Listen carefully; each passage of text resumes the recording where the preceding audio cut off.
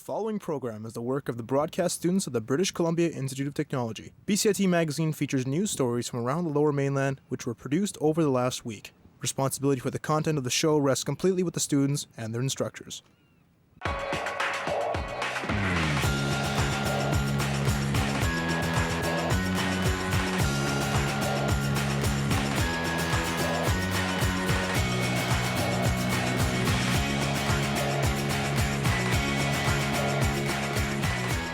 Coming up on BCIT Magazine, West End residents speak out against bus route changes. And this plant is making it hard for other species to survive. And a local hockey player has a shot at being drafted to the NHL.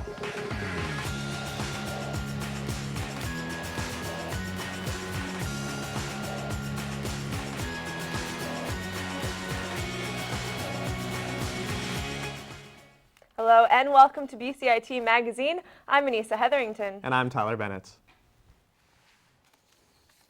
Vancouver City Council has voted to permanently close a section of Robson Street to create a public gathering space. As a result, transit routes will be affected. Nicole Aud finds out why West End residents oppose the changes. For years, Judy Graves has worked to support the downtown Eastside community. Now, she's having to turn her attention to a new issue in her backyard. I live in the West End. I have friends and a doctor and stores that I shop at in Yaletown. And it's really important for me to be able to take a bus from near my home to Granville Street. A bus to Pender or a bus to Burrard is not really much help. The number 5 bus route currently stretches along Robson, from the West End to Richard Street. On the new route, the bus turns on Burrard, forcing people heading east to transfer buses, adding up to 35 minutes to their commute. It becomes a whole venture to get from point A to point B from the West End to the downtown services. For seniors in particular, this can be a major hurdle. For those individuals who can get around easily, I think Plaza might be a very nice addition to that area. However, our concern is for those seniors who do have more mobility issues or where that's going to be a challenge and it's actually going to inhibit their ability to get around. West End residents have voiced their displeasure with the plan. However, the city says by closing Robson Street, they're going to increase the efficiency of transit. Graves says the choice made by City Council won't suit her community well. I think they got caught with two policies that were not harmonious. One is more public spaces, and the other one is to have a green and transit viable city. And I'm really disappointed that they went with public space over transit. The closure of Robson Street to vehicle traffic goes ahead this summer. Nicole Aud in Vancouver for BCIT Magazine. Our reporter Nicole Aud now joins us live. Nicole, the city, how will they deal with the changes to traffic and transit once the street is closed? Yeah, so over the last couple summers, they actually have closed this block for music festivals and for busy tourist seasons. So the city says the troubles that they've been having drivers and transit users during these closures were amplified due to the short-term closure. They say by making the change permanent, they'll be able to invest towards new solutions to the traffic troubles and make things easier for people. And what are the plans for the space? Yeah, so a lot of people are really excited. For this summer, they're going to be putting out tables and chairs so people can go eat lunch, have a visit. In the long term, they're going to have a consultation process so people can submit their ideas and potentially redesign the space. Back to you in studio. UBC has an on-campus bike share program that is unlike any other. My co-anchor Anissa Hetherington has more. The UBC Bike Kitchen refurbishes bikes donated from the campus and community. Jordan is tasked with bringing in bikes to maintain the programs. Honestly, a lot of them are just abandoned, and UBC is concerned a lot with image, so they don't want a lot of rusty bikes just hanging out on their campus. bikes are built for the Purple and Yellow on-campus bike share program that began 15 years ago as an instructional tool and a bonus for co-op members. Anybody can just show up, drop in, no sign up or anything, and we pair you with either like an experienced volunteer or a mechanic. A purple and yellow coat of paint is the last step before the bikes are distributed throughout campus. Students agree that shared two-wheel transport is a viable option. It's really convenient because it's right next to the bus loop, so if you're like really far, you're good to go. You know, the security is taking care for you, and then, you know, it's right there, so might as well use it. I actually do have a bike back home, but I don't want to like bring it here and have my expensive bike stolen. So I guess if there's bike share, then you don't have that problem. Although bikes have been lining the pathways and streets of UBC for years, the City of Vancouver is actually going to get their first ever bike share program coming to downtown and the surrounding area this summer. I'm not doing that. I thought about it, but it's like the bikes get stolen and they're in the middle of nowhere. There's no tracking on them. At UBC, for BCIT Magazine, I'm Anissa Hetherington. A Cancer Society CEO is stepping down after 22 years of service in the support of cancer patients and their caregivers. Amy Quinton has her story. As Daffodil Month comes to a close, so does the career of Barbara Kaminsky as CEO of the BC Yukon chapter of the Canadian Cancer Society. I've worked in the healthcare system my entire career, and I've always found it to be satisfying. But here in the Canadian Cancer Society, whether it's reaching out to individuals, families, doing groundbreaking research as a result of our funding, these are possibilities that I never even imagined when I started. One initiative that Kaminsky oversees is the CCS Lodge program, which provides room and board and support services for patients and their families living away from home during cancer treatments. Sue and her partner Russ are living at the Vancouver Lodge while he undergoes chemotherapy. The lodge gives them a comfortable place to stay and an understanding community. Most people need to have someone to talk to, and that's one of the most important factors here for me. I mean, even for my partner, he goes out, sometimes can't sleep. There's always somebody out there in the middle of the night doing a puzzle or watching TV. You go out there and you talk because they're here. We can't do that any other place. It's stories like Sue's that have motivated Kaminsky to stay in the role much longer than she anticipated. I'm going to miss the sense of being able to work with fabulous people who really are focused on an extremely important cause. There are great people out there doing other great things for great causes too, but there's something very special about the Canadian Cancer Society. Amy Quinton in Vancouver for BCIT Magazine.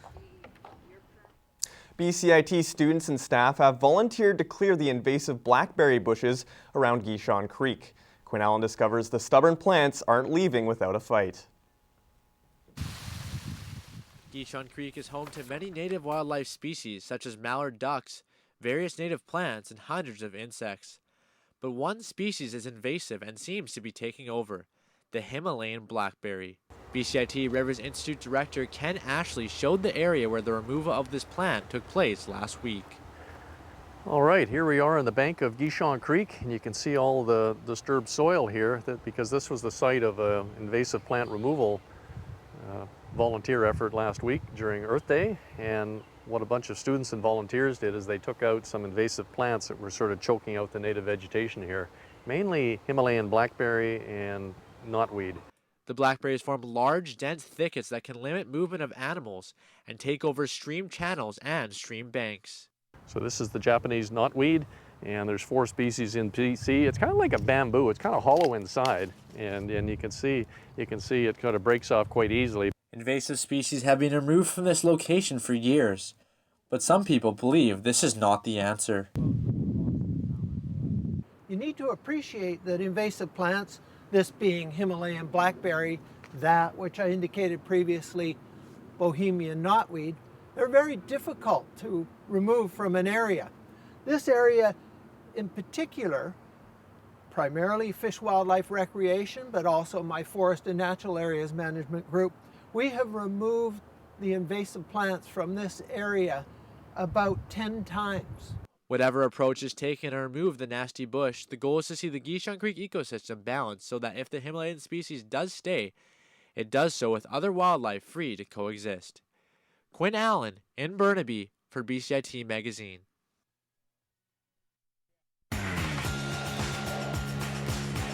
Coming up after the break, a drop-in outreach RV is struggling to stay on the road. And Latin culture is dancing its way into Burnaby.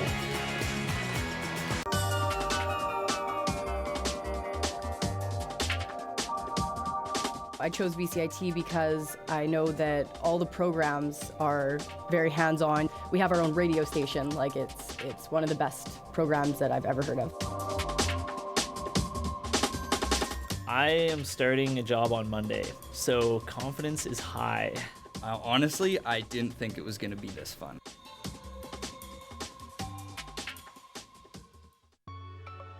A defining moment for me was when I finished my first internship and got lots of really great feedback from industry professionals. I would have never imagined I'd be walking into the floors of TSN and thinking, I'm not a student anymore, I'm here to work. I will be starting a job with an investigative news program in Toronto, and I'm really excited to see that grow into what will become, hopefully, my dream job. BCIT broadcast and online journalism, putting you to work.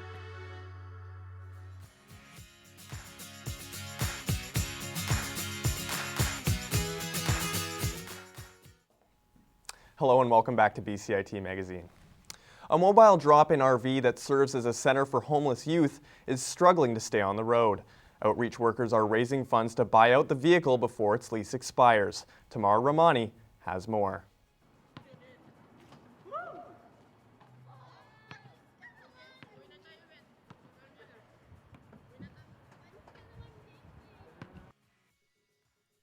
It can be found near here by Britannia Community Centres, where the youth can access the services. The rest of the time, it's parked at a church south of Commercial Drive, but soon the brakes may be left on permanently. We're fundraising to keep street life on the road. So we have a lease that we've been in for the past 3 years, and the buyout for the lease is just over $10,000. The fundraising is going well. It's a great start, but we still need more, and we're still looking for more people to join us and support street life and keep it on the road. Street life outreach is important because it's mobile. We're not limited by one place and one area. We can actually go to many different areas in Vancouver because we have wheels. And two, because it's a safe space of belonging for youth in the community who might not otherwise have a safe space to go to. Jason Heredaway now works with Street Life. He's an example of a success story impacted by this type of outreach. I was a youth unlimited kid in Edmonton before moving out to Vancouver and joining this team in the fall. I had a youth worker in my life who was that one positive influence, and it changed my life forever. Being a part of Street Life is kind of like I get to go full circle now, and I get to be that one person in a lot of these kids' lives. For now, the community workers are continuing to provide homeless youth on Commercial Drive with a safe place, while they aim to raise $11,000 by tomorrow when their lease runs out. Tamara Amani in Vancouver for BCIT Magazine. Our reporter Tamara Ramani is live with an update. Tamara, how many people access the services on the outreach days? Well, Tyler, outreach workers have told me about 20 to 25 people come to these outreach nights. Some of them just come for a quick bite to eat. Others stay a little longer to get some services and to get help with more important things. Yeah, and how much money has been raised so far? So the community has really stepped in for East Vancouver. Right now, there's $3,500 that's been given to Youth Unlimited, the outreach program that is facilitating the RV. It's still a far ways from the $11,000, but Fraserway RV, who is leasing this RV, says that they will match all the donations up to $5,000, and that will get them closer to their goal. Back to you. Thanks, Tamara. Most people know him as the former BC Solicitor General, but Cash Heed is now a radio host. Kyle Benning reports on the former top cop who is now on the other side of the microphone. Void is easily filled. Now, you brought in the RAP program when you were mayor here in Surrey, and that Cash Heed knows the value of questioning authority, asking local politicians things they may not want to answer. The former Liberal MLA has been grilled by reporters in the past, but is now grilling them himself. Go through the years in policing and various aspects of that part, it's been transitioned into asking questions for people, albeit in a different area. VPD's former superintendent of the drug squad and gang task force is now the commanding voice of a show with a new radio station dedicated to residents south of the Fraser. Heed's producer has been really impressed with how the former West Vancouver chief constable is taking to the job. When it comes to research, I think it's been interesting having him kind of just be his own springboard. He doesn't really need coaching on a lot of the guests that we have because he knows the questions that people want to hear the answers to. Heed has no formal broadcast training and uses police interview techniques while he has his guest in studio. It's nice to see them squirm a little bit because I squirmed a little bit on the other side. Been known since 2014. He's made suspects sweat, but now he's asking tough questions residents want to ask their leaders. To get at that information and Kyle Benning in Surrey for BCIT Magazine. Prevention program so they don't. A Vulcan Academy student has discovered a lifelong passion through his work at a research greenhouse. Siobhan Litter met with Graham Smith at the BioPod.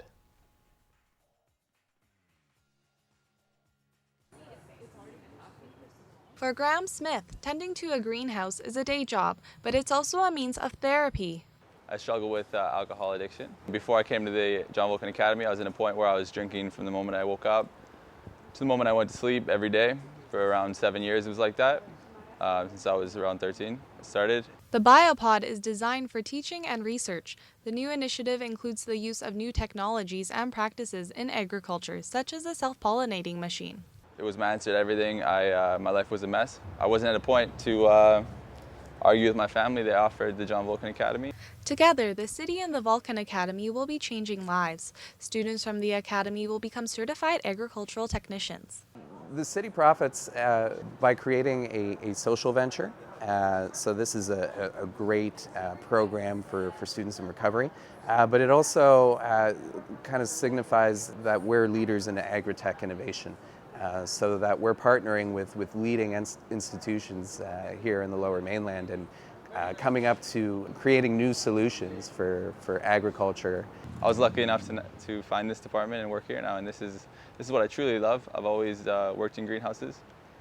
I grew up in greenhouses, but that was tropical plants, ornamental stuff, and my passion has always been with agriculture. Working here at the BioPod is a career choice and a move towards a better future for many like Smith. Siobhan Litter in Surrey for BCIT Magazine. Latin businesses in Burnaby are on the rise. A local dance company, Grupo America, is dazzling their audience and growing their business. Megan Friesen has more. Ready?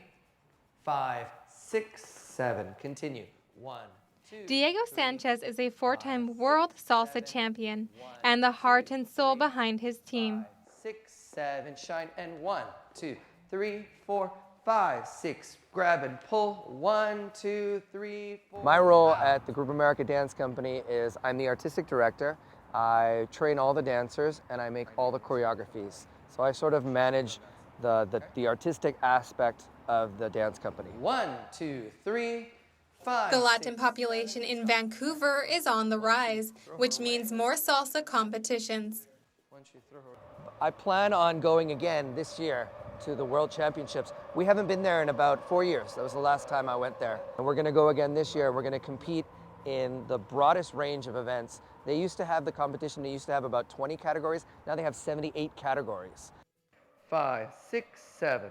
1, 2. Sanchez has had great success in his dance studio, but for other Latin immigrants starting a new career, Latincouver is there to help. The Latin culture in the city has increased actually a lot in the last 7-8 years.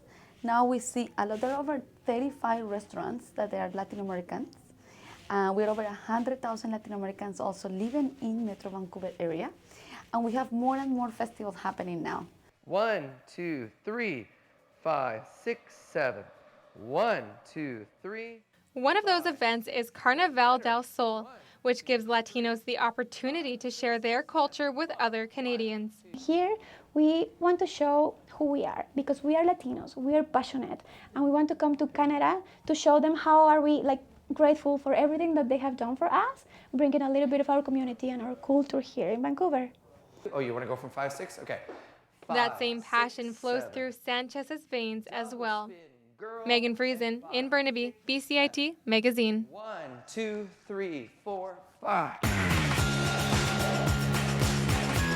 Coming up after the break, liquor stores suffer lower sales with Canadian teams out of the NHL playoffs.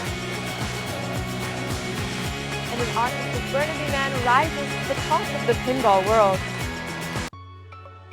The most rewarding thing for me has been the relationships I developed in the program, both with instructors and classmates. My sense of confidence has never been higher. I mean, this program's offered great opportunities to be in real world, real industry situations, and being in those moments and knowing I can contribute, I can do this. It's exciting to be in this industry and to meet lots of great people and to make amazing friends.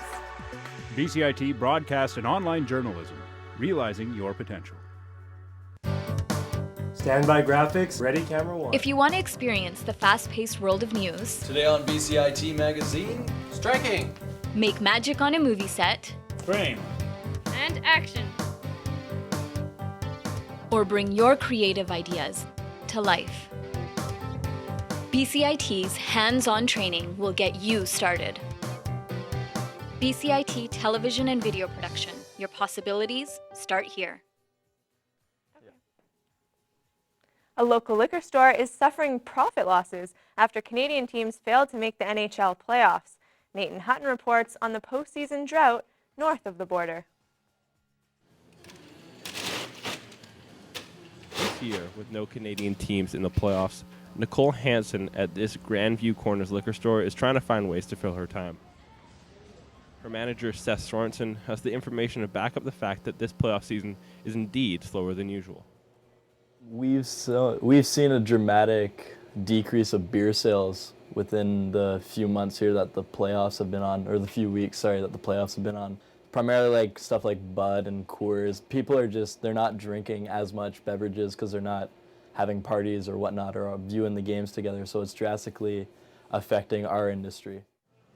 Without Canadian teams and less people buying beer like this gentleman, the question of whether or not people are indeed watching the playoffs is important.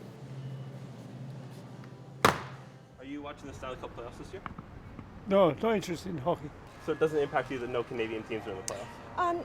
Yes and no. My husband and I, we still enjoy watching hockey. Sort of off and on. Believe it or not, my wife's the hockey fan in our family. Kind of a reverse role there. Stacks of beer like this are starting to stack up with people buying less beer during the NHL playoffs. Nathan Hutton in Surrey for BCIT Magazine. Young prospective hockey players eagerly await the upcoming NHL Entry Draft. Caleb Harder met up with one local player who hopes to make the cut. Coquitlam native Caleb Fantillo has been waiting his whole life for the NHL prospect draft. This June, Fantillo hopes with his hard work and skills on the ice, he can be one of the elite players handpicked into the NHL. It's kind of a really cool feeling, and it's humbling as well to know that I could be one of those top players to get drafted this year in the whole entire world. So, just gonna wait and see what happens, and it's gonna be fun. Having only played 1 year with the Medicine Hat Tigers, Fantillo is realistic about his chances, but that isn't stopping him from pushing on. You can't really let it get to you. Even if I don't get drafted, I can't let it get the best of me. I gotta just keep on going, keep training, and keep getting faster and stronger, and hopefully an NHL team will see me one day, and I'll be there. His father, David, is proud of the determination his son has for the game. With everything he touched, whether it was lacrosse, soccer, hockey, anything he did, he was always very coordinated, very athletic.